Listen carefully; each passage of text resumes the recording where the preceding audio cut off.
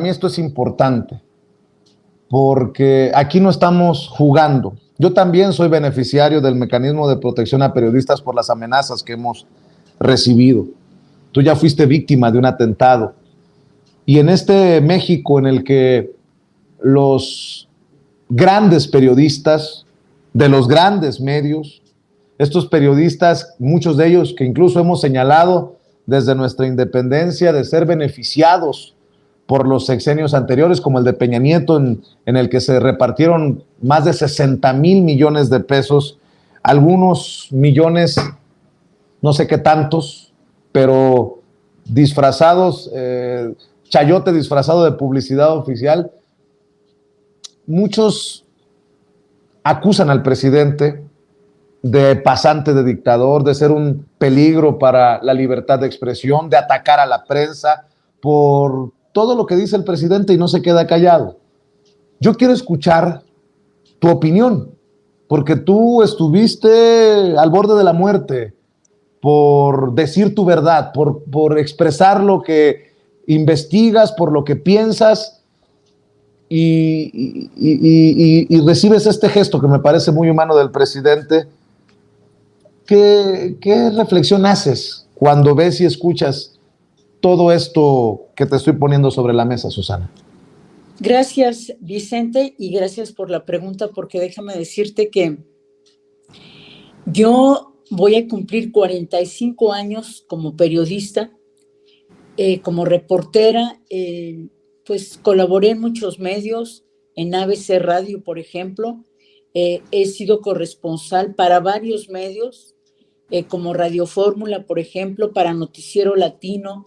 Estoy en Radio Universidad de Guadalajara, en Puerto Vallarta, Canal 44, en el Foro Nacional de Periodistas, y he colaborado con varios medios, Canal 14, del Sistema de Radio y Televisión Pública, en fin, pasando mis reportes, y te digo, voy a cumplir 45 años como periodista.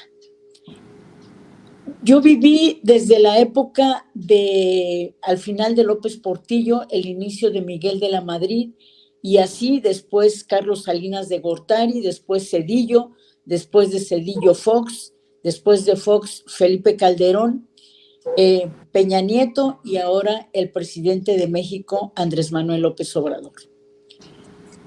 Desde luego, un luchador incansable, el presidente de México, un hombre, pues, con toda esta trayectoria hasta llegar a la presidencia de la República. Yo no tengo en mi mente registrado que ningún presidente de la República nos haya dado espacio a todos los periodistas. Yo recuerdo que alguna vez que me tocó cubrir a un compañero que se enfermó y tuve la oportunidad de ir a la presidencia de la República, de cubrir el Congreso del Estado, el Senado de la República en algunas ocasiones, ya te daban prácticamente todo elaborado, tu boletín y prácticamente lo que ibas a hacer.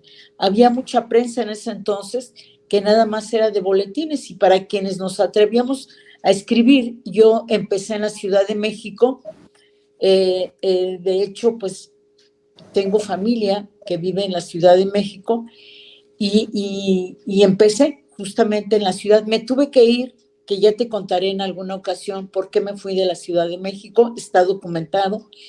Me fui hasta Ciudad Juárez, a la frontera.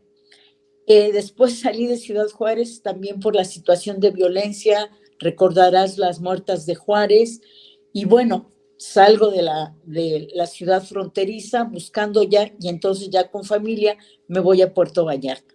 Te hago todo este recuento de qué he pasado de un lugar a otro, cambiándome de lugar de residencia por cómo se dan los actos de violencia y cómo se da también la afectación a periodistas, a quienes nos manejamos libremente, con libertad de pensamiento, y expresamos lo que a nuestro juicio corresponde, de lo que vivimos, trabajamos, investigamos y documentamos. Bueno,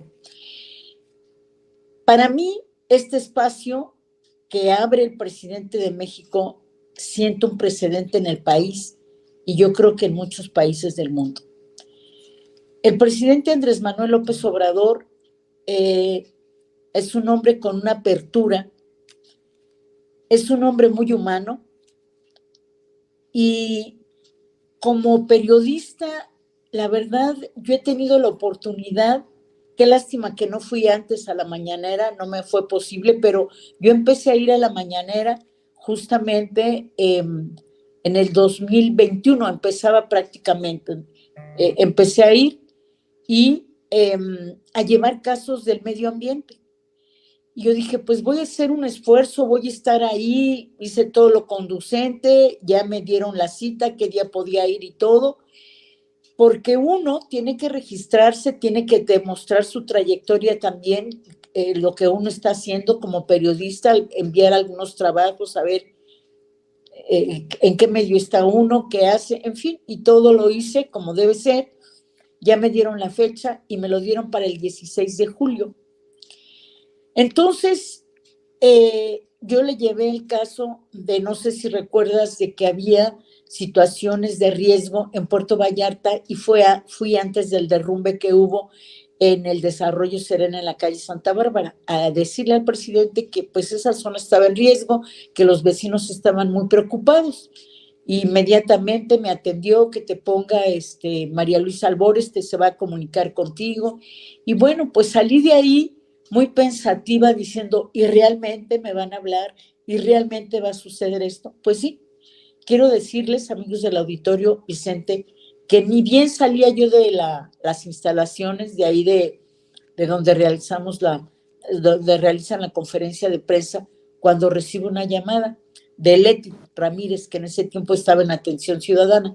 Me dice, le voy a pasar tus datos a la secretaria María Luisa Albores, ahorita te van a hablar, se quieren poner en contacto contigo. Me sorprendí. Así fue como yo tuve el primer contacto con Leti Ramírez. Inmediatamente, ¿qué te diré? A los 15, 20 minutos recibo la llamada personalmente de la secretaria María Luisa Albores, que me dice que se va a poner de acuerdo conmigo, que en un mes está en Puerto Vallarta, que va a ir con su equipo de trabajo. Pues no se llegó el mes. ¿Por qué? Porque el derrumbe, el deterioro que ya tenía esa área, ese desarrollo fue tal que hubo un derrumbe que fue conocido a nivel nacional e internacional. Llegó María Luisa Albores, se puso a trabajar con todo su equipo, Procuraduría Federal del Medio Ambiente, la Profepa, Sofemad, Protección Civil. Así también conocí a la titular de la Senapred, a Laura, a todos y cada uno de ellos, de la Profepa, de Sofemad. Los conocí en Puerto Vallarta, llegaron, recorrieron, como dicen, el territorio y me sorprendí. Y dije, bueno, pues en parte por el derrumbe que había habido, pero ella me habló personalmente. Y ahí empezaron los ciudadanos de ese sector de Conchachinas y de otros sectores de Puerto Vallarta a los que ella ha atendido. Y quiero decirte, Vicente, que en estos días la secretaria ha tenido un trabajo intenso en Puerto Vallarta. Han estado también, como tú sabes, he estado dando cuenta de los edificios que se han construido, que le han mentido a la autoridad federal. En la Gaceta Ecológica 2022, por ejemplo, de la Secretaría del Medio Ambiente, ahí se publica el listado de ingreso de proyectos y emisión de resolutivos derivados de procedimientos de evaluación de impacto ambiental.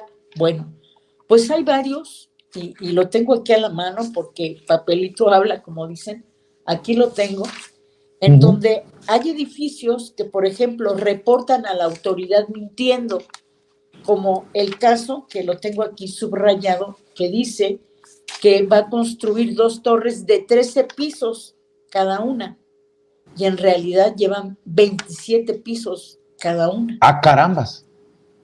Así están las cosas, ¿eh? Entonces, pero yo para hacer esto, y otras cosas, con el apoyo de los ciudadanos que me hablan, que me dicen, oye, está pasando esto por aquí, está pasando esto por allá.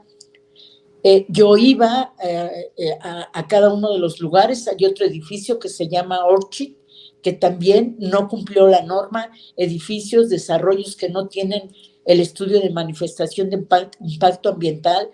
Quiero comentarte algo que muy poca gente sabe, y te lo digo porque de 47 funcionarios en esto de la erradicación de la corrupción, de 47 funcionarios que han separado del cargo de la Semarnat en las 31 entidades o las diferentes ciudades que hay de la Semarnat en nuestro país, en cada estado de la República, han separado 47 funcionarios por irregularidades, por corrupción. Bueno, pues de esos 47, 15 salieron de Jalisco.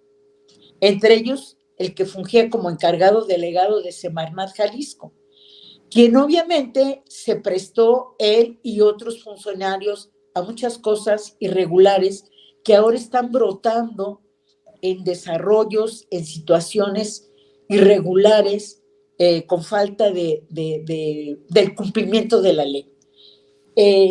Puerto Vallarta, que es un destino maravilloso, que los empresarios, que toda la gente dedicada al turismo está haciendo su mejor esfuerzo porque este puerto se proyecte como fue en estas pasadas vacaciones, primeros lugares en ocupación de la hotelería, servicio, en fin, gastronomía, paseos y demás.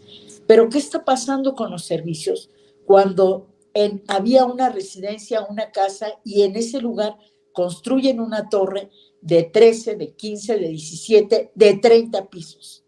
Se está colapsando en los servicios, el agua, ¿cómo CEAPAL va a dar esos servicios? ¿Cómo se va a brindar estacionamiento? En fin, todo lo que está provocando esta serie de situaciones, y que yo me quedé pensando, ¿se irá a actuar?